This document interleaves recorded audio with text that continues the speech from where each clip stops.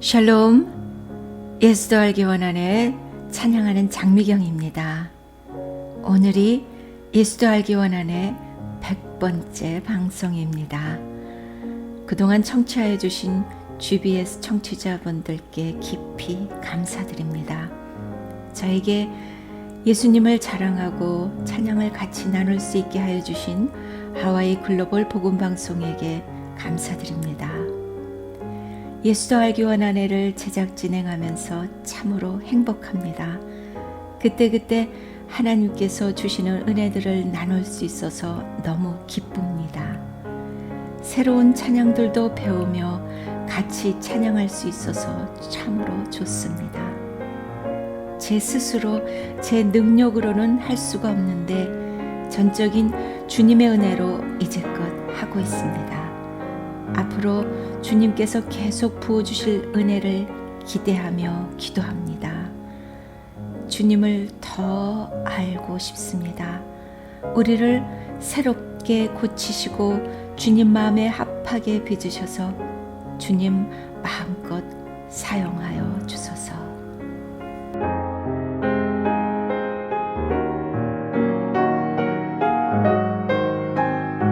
남가주 나들목 비전교회 권덕은 목사님의 묵상글입니다. 김광섭 시인의 소망. 비가 먹기를 기다려, 바람이 자기를 기다려 해를 보는 거예요.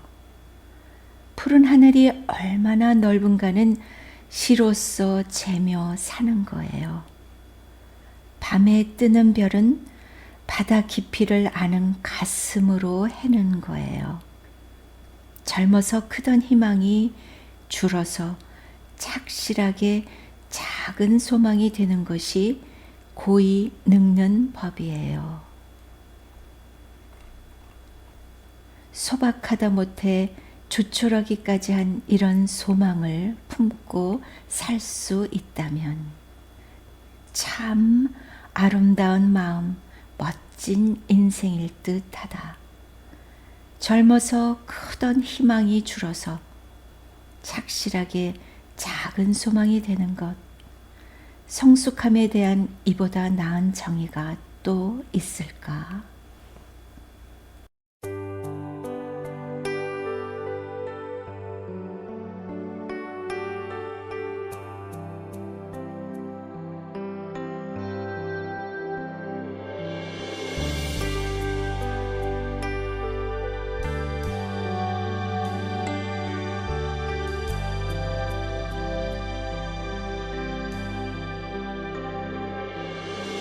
잊을 수 없는 은혜,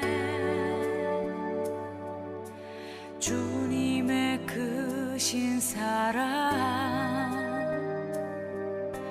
자신을 버리심으로 나를 품어주셨네.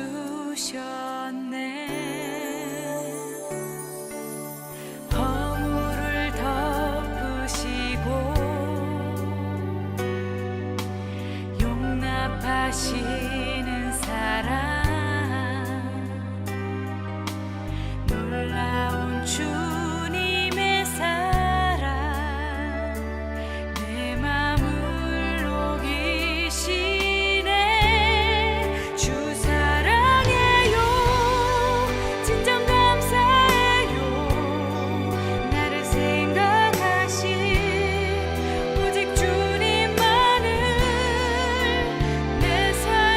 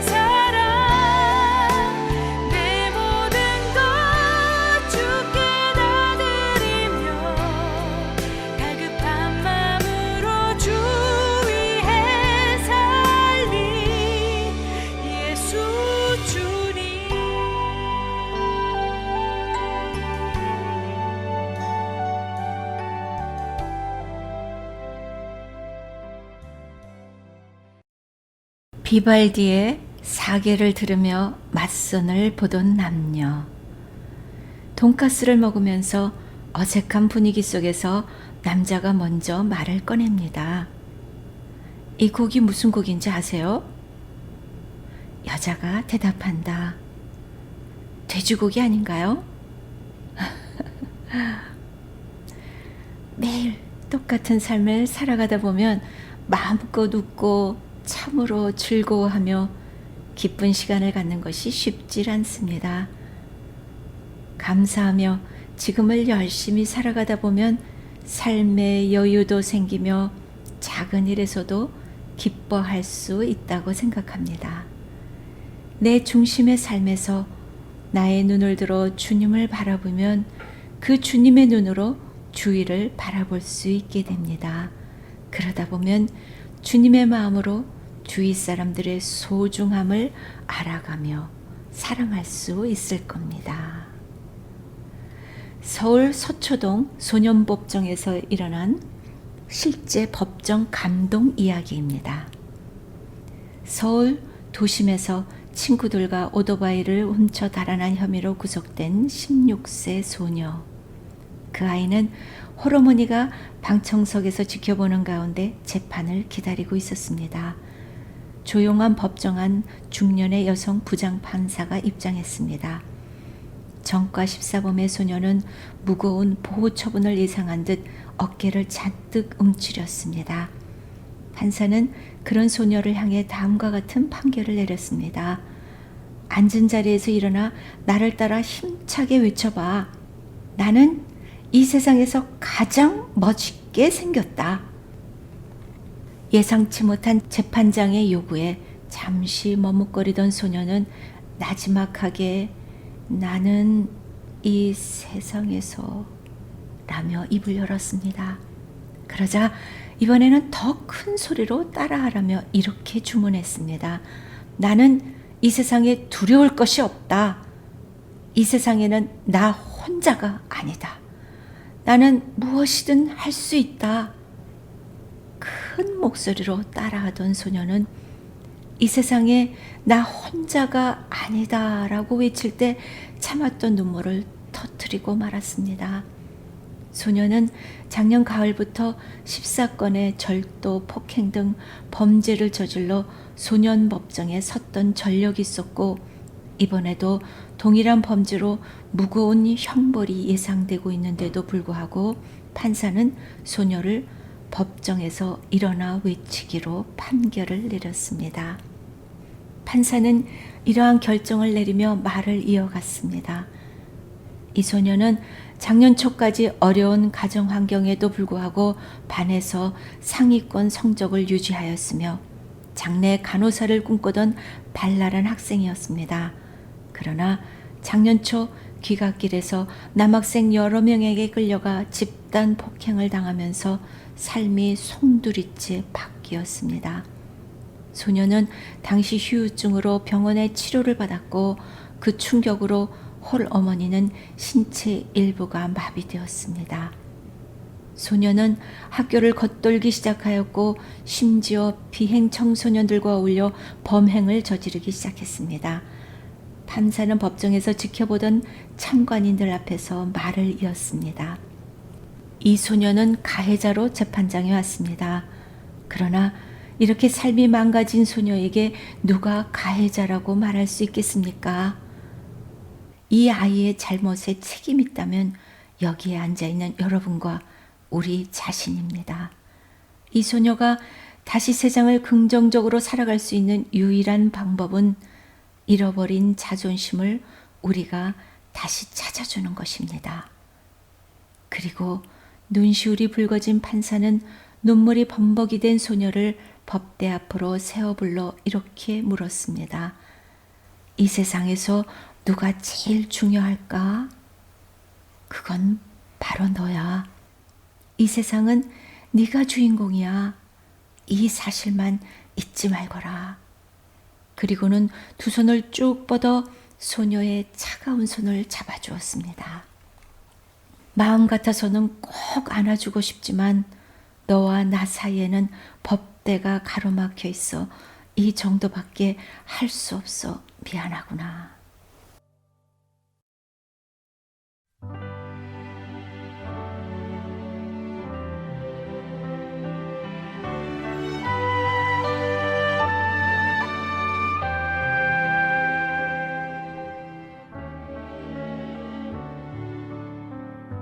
하나님 이처럼 나를 사랑하사 당신을 내게 보내셨으니 내게까지 걸어온 그 발 내 삶으로 그대를 씻기리. 하나님 이처럼 나를 사랑하사 당신을 내게 주셨으니 늘 내 곁에 머무는 그 발 내 삶으로 그대를 씻기리. 죽기까지 사랑할 그대 발에 입 맞추리니 그때에 내 눈 열려 하나님처럼 그대 바라보리. 죽기까지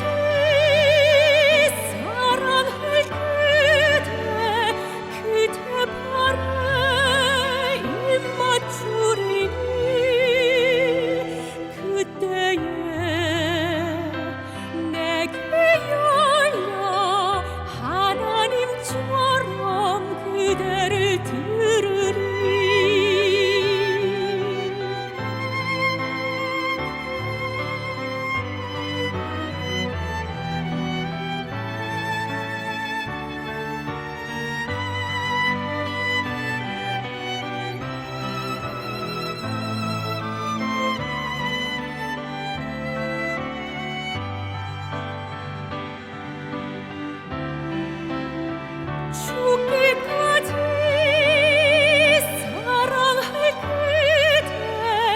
그대 발에 입 맞추리니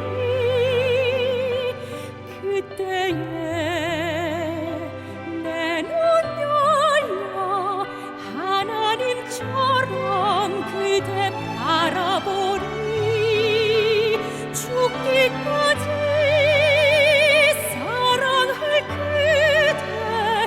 그대 발에 입 맞추리니 그때에 내게 열려 하나님처럼 그대를 들으리.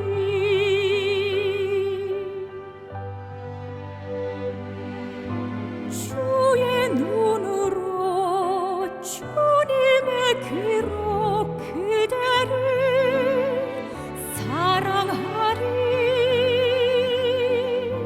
주를 섬기듯 주를 사랑하듯 그대를 사랑하리.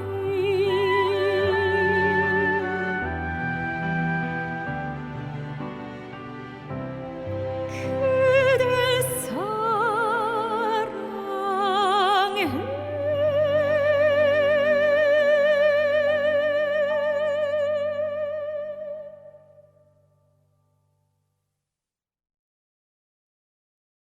평창중앙교회 조정한 목사님의 묵상글입니다. 이스라엘 백성이 성경 다음으로 많이 읽는 탈무드에 보면 이런 말이 있습니다. 세상에서 가장 현명한 사람은 배우는 사람이며 세상에서 가장 강한 사람은 자기를 이기는 사람이며 세상에서 가장 행복한 사람은 범사에 감사하는 사람이다.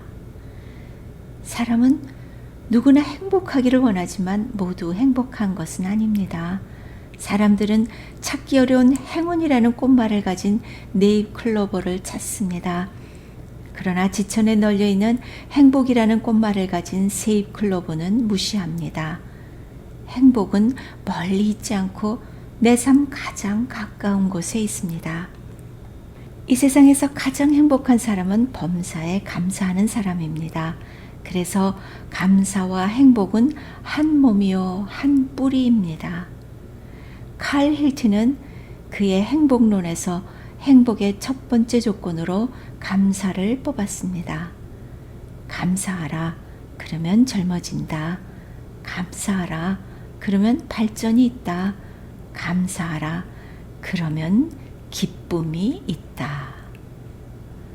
중요한 것은 행복하기 때문에 감사하는 것이 아니라 감사하기 때문에 행복해집니다.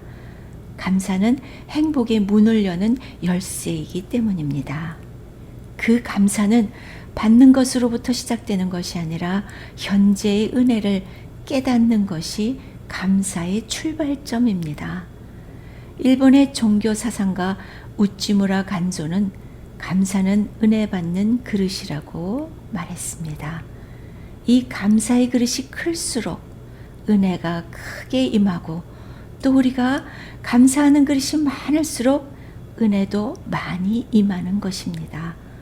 우리는 이 세상을 살면서 사람들에게 은혜를 받기도 하고 은혜를 베풀면서 많은 것을 배웁니다. 대개 보면 남의 은혜를 많이 받고 사는 사람보다 남에게 은혜를 베푸는 사람의 행복지수가 높습니다. 하나님께서 은혜를 베푸는 것은 꾸어주는 것이라 했습니다. 우리가 남을 도와주는 것은 내가 꾸어주는 것과 같아서 언젠가는 받을 날이 있다는 것이고 그것은 하나님께로부터 더 많은 것을 받게 됨을 의미합니다. 그 감사로 행복의 문을 활짝 열어 복되고 존귀한 인생을 기약합시다.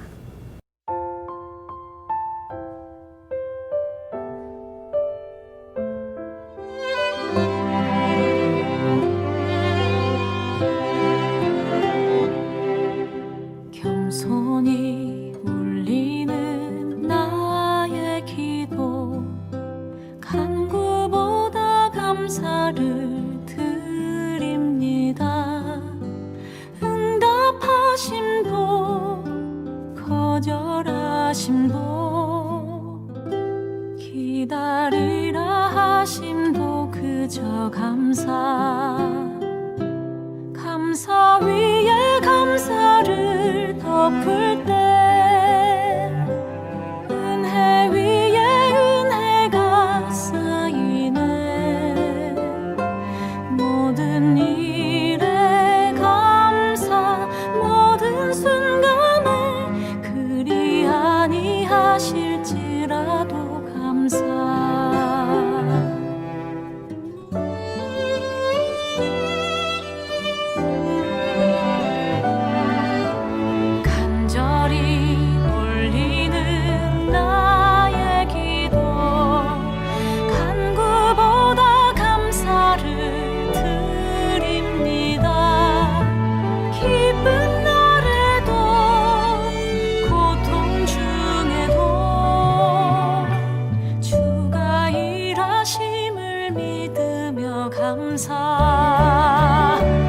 감사 위에 감사를 덮을 때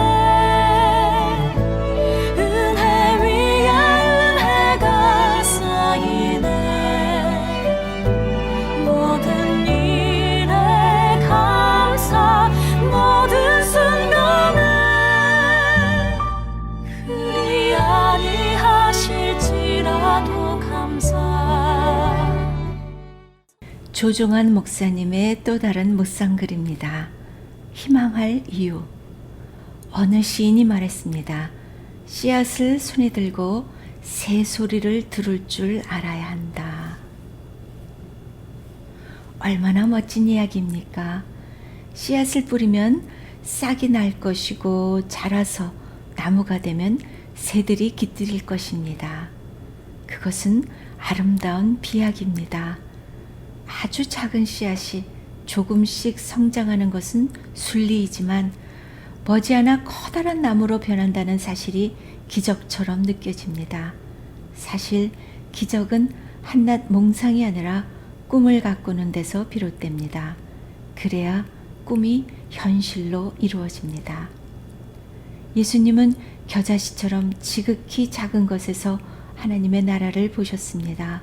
그리고 12제자를 선택하여 그 희망을 구체화하셨습니다. 믿음은 현실이 된 희망입니다. 희망을 잃을 때 세상은 캄캄한 절망의 밤이 됩니다. 희망을 잃을 때 인생은 모래탑처럼 맥없이 무너지고 맙니다. 희망을 잃을 때 온갖 질병들이 파고들어와 고개를 쳐듭니다. 희망을 잃을 때 미래는 텅 빈 창고처럼 소멸되고 맙니다. 하나님을 믿는 그리스도인들은 희망을 품고 키우며 그 열매를 수확하는 승리자들이어야 합니다.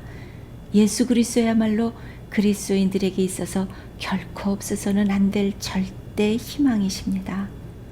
예수 그리스도가 없는 세상과 미래는 상상할 수 없습니다. 그곳은 구원이 없는 영원한 지옥과 같기 때문입니다. 구원이 없는 삶은 희망이 없습니다. 희망이 없는 삶은 절망이며 그것은 영원한 죽음을 의미합니다. 나치 독일이 폴란드를 점령하고 있을 때 폴란드의 유대인 전용 시장에 한 노인이 빈 책상을 앞에 두고 앉아서 소리를 지르고 있었습니다. 여러분, 여기 이 세상에서 가장 값비싼 것을 사가세요. 지나가던 사람이 물었습니다. 아니 노인장, 아무것도 팔 것이 없지 않소? 그러자 노인은 그 사람에게 이렇게 속삭였습니다. 나는 희망을 팔고 있어. 우리 민족의 꿈과 비전을 팔고 있어. 희망이란 참으로 아름다운 것입니다. 이 세상에서 가장 비싸고 소중한 것입니다. 희망. 그것은 우리의 생명이요 능력이며 인생의 새 아침이기 때문입니다. 신앙은 희망을 잃지 않는 것입니다. 아무리 경기가 좋지 않고 카드빚에 쪼들려 미래가 어둡게만 보인다 할지라도 그리스도인은 희망을 잃지 않습니다.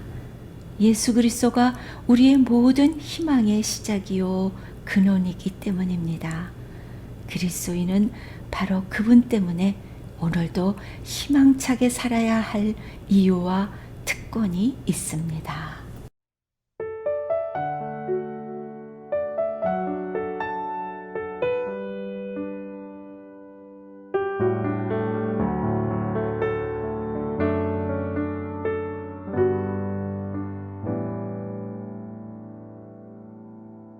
주님을 더욱 알기 원하네.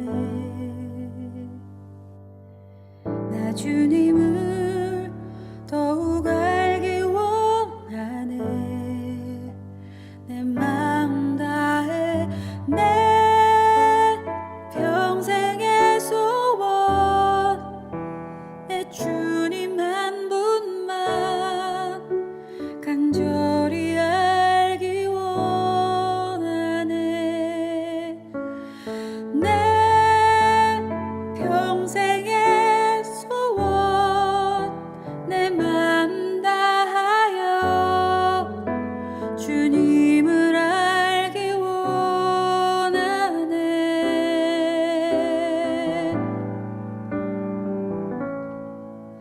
예수도 알기 원하네 제작진에게 찬양하는 장미경이었습니다.